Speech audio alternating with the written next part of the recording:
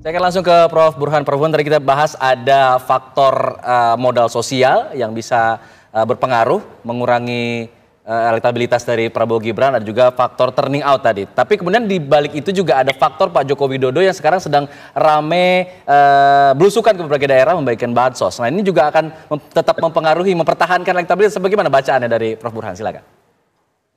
Ya, saya setuju dengan Bung Hendri ya. Sebenarnya pasangan 02 ini punya segala modal untuk menang lebih dari 50%. Tetapi faktanya kan baru belakangan naik ya sekitar 48%. Itu pun setelah 2 bulan stagnan di angka 45 atau 46%.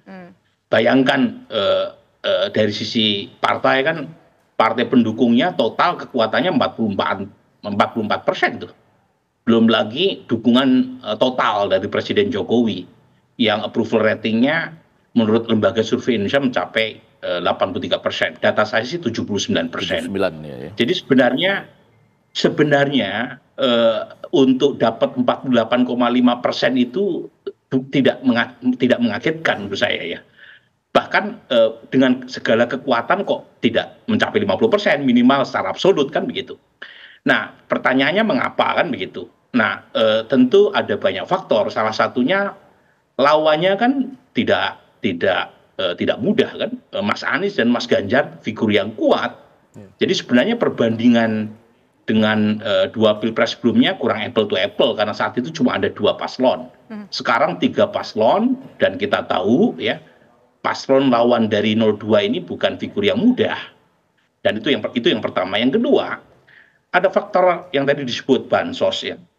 Dari temuan kita sebenarnya faktor ini tidak secara langsung mempengaruhi elektabilitas. Jadi faktor kontekstualnya adalah approval rating Presiden Jokowi.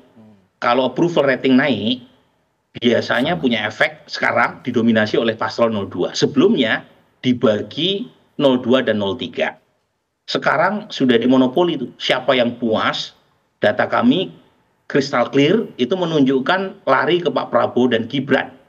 Jadi meskipun Pak Jokowi dengan Mas Ganjar ada banyak kesamaan dari sisi kesamaan partai, kesamaan wilayah, kesamaan karakter, tapi ternyata bagi pemilih darah lebih kental daripada air karena Gibran adalah putra Presiden Jokowi. Dan ini yang kemudian membuat migrasi pemilih Pak Jokowi secara besar-besaran, terutama sejak Gibran didaftarkan sebagai cawapres Pak Prabowo. Jadi kontekstual factor ini yang dari temuan kita, kenapa orang puas? Jawaban top of mind-nya adalah karena menerima bansos. Jadi itu jawaban spontan tuh dari pemilih. Dan ketika mereka puas terhadap Pak Jokowi, itu efeknya mengalir ke 002. Kebetulan inflasi bulan-bulan ini cuma 2,6% tuh data BPS dan BI. Jadi inflasi rendah, diguyur bansos, akhirnya masyarakat puas. Dan mereka melihat figur 02 yang dianggap melanjutkan kepemimpinan Pak Jokowi yang mereka happy. Nah itu ya. Nah bagaimana dengan debat? Nah tadi saya setuju dengan Bung Ege. Kita perlu sabar menunggu. Kalau logikanya kan seharusnya setelah menonton debat cawapres, kemudian efek yang sama akan merugikan buat 02 kan. Tapi lagi-lagi kita perlu tunggu, karena terus terang kemarin waktu debat kemarin ya, itu bisa saja kalau itu dieksploitasi oleh tim lain, itu malah menimbulkan kesan yang negatif buat Mas Gibran.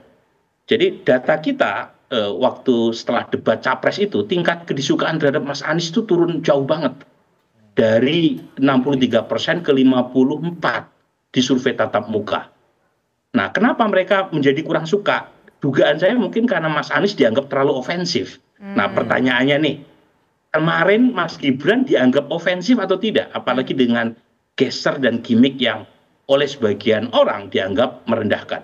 Nah, kalau misalnya itu iya jawabannya, tentu bisa membuat ya impian meraih menang dalam satu putaran harus ditunda. Oke, sekarang saya ingin menuju ke Bang Effendi Ghazali. Ini tampaknya semua sudah mendukung banget. Modal sosialnya ada, kemudian juga bansos di situ ada. Yang puas dengan Pak Jokowi akan memilih 02. Tapi ada kegiatan ketika debat yang kita lihat ada komunikasi yang gayanya cukup ofensif nggak? Bang Ege ngelihatnya ini dampaknya akan luar biasa tidak? Karena ini kan tinggal, kalau tidak salah tinggal sekitar 3 minggu lagi menuju pencoblosan suara. Sebetulnya hampir sama ya, saya sama Burhan kalau komunikasi. Di TV One juga kalau kita diskusi, kita prediksi bahwa 2 debat ini lepas dari yang nonton misalnya sedikit, Pusat Psikologi Politik UI bilang yang akan mungkin berubah itu hampir sama dengan Kompas ya, Litbang Kompas itu sekitar 10%. Tapi Anda bayangkan nggak dalam deretan angka-angka begitu tuh 48, sekian, 45, 10% itu kalau terbagi ke 3, dia besar sekali pengaruhnya. Nah, tadi sudah ada 2 logika itu. Kalau logika sama, over attacking akibatnya menguntungkan pihak yang diserang. Over attacking ditambah dengan dalam tanda petik ada gimmick yang agak kurang elok itu, bagaimana? Nanti kita lihat bersama-sama. Walaupun bisa saja, saya tuh berkali-kali mengatakan, saya sama Hendri Satrio kan hadir di lapangan. Sebelum gimmick itu, sebelum sanggah menyanggah, Gibran leading. Luar biasa loh, bisa menyampaikan itu dengan luwes. Tanpa catatan. Malah nyindir ya, pakai catatan ya. Nah, tapi begitu nyinggung Tom Lembong pertama masih oke. Sudah kedua dan ketiga sudah ad hominem ya. Ada urusan apa dengan Tom Lembong. Tapi balik lagi ke pertanyaan tadi, jadi menunggu akibat debat ini. Nah, saya kan mengharapkan pada waktu itu di 2 debat terakhir ini sebetulnya kedua orang ini cawapres yang bernama Gibran dan capres yang bernama Pak Prabowo itu main gemoy saja sebetulnya. Karena sudah di atas, tambah lagi dengan Pak Jokowi ini sedang banyak membagikan bansos, itu kan efek biliar. Nggak langsung, tapi kalau kepuasannya tinggi orang di bawah suka bilang gini loh. Walaupun sama-sama dalam koalisi sekarang, di zaman Pak SBY dulu nggak sebanyak ini loh. Zaman sekarang ini Pak Jokowi hebat ini. Jadi untuk menuju satu tiap minggu gitu. Jadi untuk menuju satu putaran nanti, kalau untuk bicara soal menuju satu putaran, berarti salah satu capres, cawapres harus main gemoy, terutama capresnya nanti ketika saya berharap begini, tentu saja main gemoy habis-habisan di debat bahaya juga.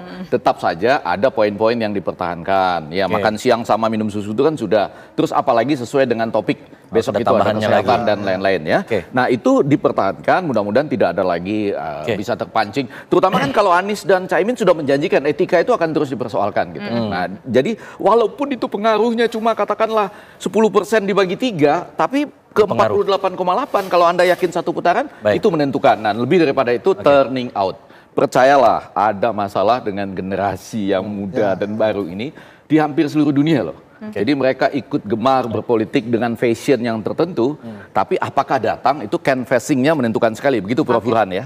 Kalau misalnya memang tren serang menyerang ofensif tadi berpengaruh buruk, apakah kita nanti akan melihat di debat terakhir di final ini akan justru anti klimaks atau bagaimana Bang Henry?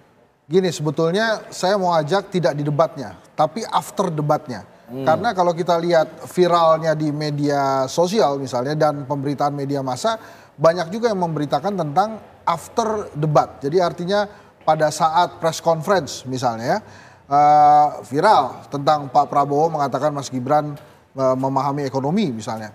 Kemudian terima kasihnya Pak Mahfud kepada Pak Jokowi misalnya, kemudian Pak Gus Imin ya mengucapkan terima kasih ke Pak Mahfud, tapi kok nggak ke Gibran. Nah justru hal-hal after ini yang justru menarik perhatian. Kalau mungkin nanti masih ada waktu, Prof. Burhan juga bisa menjelaskan bila nanti itu agak lama pengambilan datanya setelah debat misalnya, mungkin itu efek-efek after debat itu bisa masuk tuh ke dalam pemikiran masyarakat secara keseluruhan gitu ya. Karena tidak bisa kita pungkiri bahwa efek after debat ini juga membuat masyarakat kembali memikirkan beberapa hal. Nah, tadi menariknya adalah tentang serang menyerang itu. Ini akan seperti apa? Saya sih membayangkan bila tiba-tiba Mas Anies kalem di debat, itu juga belum tentu. Belum tentu ya. Belum tentu bisa membuat belum tentu menguntungkan Anies. Si raja debat ya kan? Ya, betul. Dan mungkin juga kalau Mas Anies kalem di awal, Mas Ganjar juga loh, ini gimana nih? Karena saya skenarionya nunggu gitu kan. Nah mungkin juga Pak Prabowo juga kaget juga tuh kalau Mas Anies, ya dia nggak ngapain, padahal gue udah siap-siap nih, saya udah siap-siap. Jadi hal-hal itu juga menjadi hal-hal yang ditunggu-tunggu oleh masyarakat. Misalnya Kalau misalnya Anies Baswedan nyerang, dia mau nyerang apa lagi? Kalau kemudian Pak Prabowo mau defense, dia akan defense-nya seperti apa? Kemudian juga Mas Ganjar gitu ya, bagaimana serangan-serangan Mas Ganjar kepada Pak Prabowo. Nah, yang juga menarik menurut saya adalah faktor Jokowi tadi, gitu ya. Apakah kalau kemudian ya, misalnya nih Prof ya, di ujung-ujung masa kampanye tidak juga menembus 50% persatu, pertanyaannya akankah Pak Jokowi cuti untuk mengkampanyekan Prabowo Gibran? Dia punya hak untuk itu. Ya, bisa ya begitu. Kalaupun kemudian dia punya cuti, hak untuk itu. ya efeknya gimana? Apakah efeknya membantu Gibran atau justru menurunkan Gibran? Tapi gitu, pada saat yang sama, sedikit lah, 2 kalimat, Prof Burhanuddin itu juga harus mulai memperhatikan naiknya modal sosial dari bergabungnya slang di beberapa daerah di Indonesia. Itu penting sekali loh. Di mana rakyat itu mulai berjoget bersama dalam hajatan rakyat. Itu sesuatu modal sosial yang perlu diperhatikan. Oke, terakhir silakan Mas Burhan. Iya, memang ada banyak perkembangan mutakhir, terutama pasca debat tanggal 7 Januari. Pertama adalah efek debat Cawapres, termasuk juga mobilisasi yang makin intensif dari pendukung Mas Anies, dari pendukung Mas Ganjar, juga muncul asal bukan 02. Saya kira ini semua perlu diuji ya secara empirik ya. Dan data adalah data ya. Kita seringkali lupa bahwa data seringkali berbeda dengan apa yang kita ekspektasikan, tetapi setidaknya bisa membantu buat ketiga paslon untuk meraih tujuan masing-masing. Terutama nih ya, selain turnout adalah undecided voters. Nah, data saya, mereka yang belum menentukan pilihan, tinggal 5% itu biasanya cenderung lari ke penantang. Itu data saya. Jadi 2019 misalnya. 2019 survei saya Pak Jokowi Kiai Ma'ruf itu 54,5%. Hasil akhir 55, tidak terlalu beda. Tetapi Pak Prabowo Sandi saat itu kita prediksi 40%, hasilnya 44. Jadi sebagian besar mereka yang belum menentukan pilihan di minggu-minggu terakhir lari ke penantang. Tahun 2009 ada 3 paslon, Pak SB Budiono, Pak Ibu Megawati Prabowo, dan JK Wiranto. Uniknya 7% mereka yang belum menentukan pilihan, sebagian besar lari ke Megawati Prabowo. Karena Mega Prabowo adalah pimpinan partai oposisi utama, tidak lari ke Pak JK. Karena survei kita benar memprediksi Pak JK 12%. Karena Pak JK adalah wapresnya Pak SBY.